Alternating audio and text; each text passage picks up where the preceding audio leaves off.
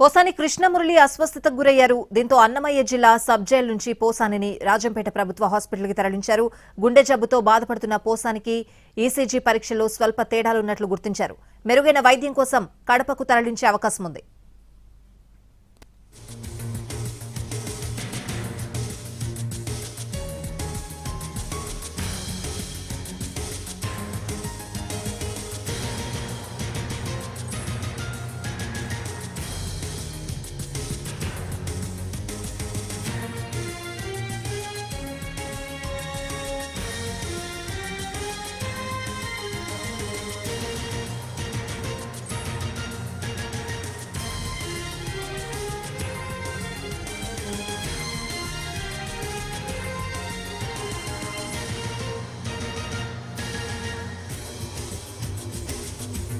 పోసాని కృష్ణమురళి అస్వస్థతకు గురయ్యారు. దీంతో అన్నమయ్య జిల్లా సబ్ జైలు నుంచి పోసానిని రాజంపేట ప్రభుత్వ హాస్పిటల్కి తరలించారు.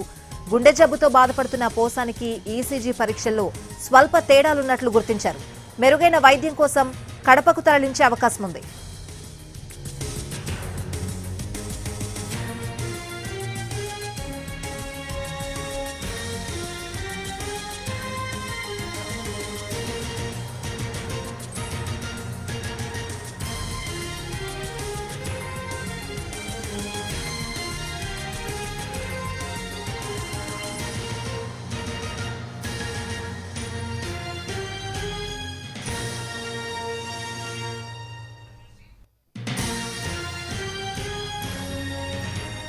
పోసాని కృష్ణమురళి అస్వస్థతకు గురయ్యారు. దీంతో అన్నమయ్య జిల్లా సబ్ జైలు నుంచి పోసానిని రాజంపేట ప్రభుత్వ హాస్పిటల్కి తరలించారు. పూర్తి అప్డేట్స్ అడిగి తెలుసుకుందాం. మా ప్రతినిధి రమేష్ ఫోన్ లైన్ లో ఉన్నారు. రమేష్,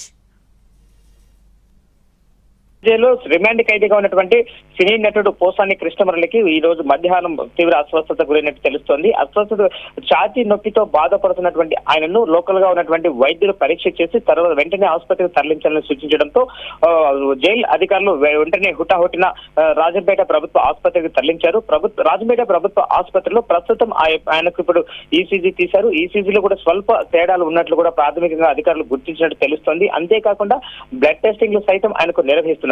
అయితే మనం చూసినట్లయితే నిన్న సెంట్రల్ జైలుకు ఎప్పుడైతే సబ్ జైలుకు పోలీసులు తరలించారో అప్పటి నుంచి కూడా ఆయన మోషన్స్ తో బాధపడుతూ ఉన్నట్లు తెలుస్తోంది.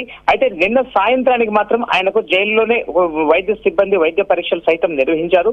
అయితే ఉదయం కూడా ఆయనకు ఆరోగ్య పరిస్థితి కాస్త మెరుగుగా ఉందని చెప్పి జైలు సిబ్బంది చెప్తూ వచ్చారు. కాకపోతే ఆయనను సందర్శించి ఆయన చూడడానికి వెళ్ళినటువంటి రాజంపేట ఎమ్మెల్యే ఆకేపాటి అమర్నాథ్ రెడ్డి మాత్రం ఆయన తీవ్ర అస్వస్థతకు గురయ్యారు. ఆయన ఆరోగ్య పరిస్థితి చాలా క్షీణించింది అని చెప్పి మీడియాతో సైతం చెప్పడం జరిగింది. అయితే ఆ వెంటనే ఆయనకు ఛాతీ నొప్పి వచ్చింది. వచ్చినటువంటి విషయాన్ని తెలుసుకున్న జైలు అధికారులు ఆయనను హుటాహుటిన ప్రత్యేక పోలీస్ వాహనంలో రాజంపేట ప్రభుత్వ ఆసుపత్రి. అయితే ప్రభుత్వ ఆసుపత్రిలో మాత్రం మీడియాను లోపలికి ఎక్కడ అనుమతించడం లేదు. లోపల మాత్రం రహస్యంగా వైద్య పరీక్షలు అయితే చేస్తూ ఉన్నారు. అక్కడ పరిస్థితి కాస్త విషమించినట్లయితే మెరుగైనటువంటి చికిత్స కోసం కడప రిమ్స్ హాస్పిటల్ తరలిస్తున్నటువంటి సమాచారం ప్రస్తుతం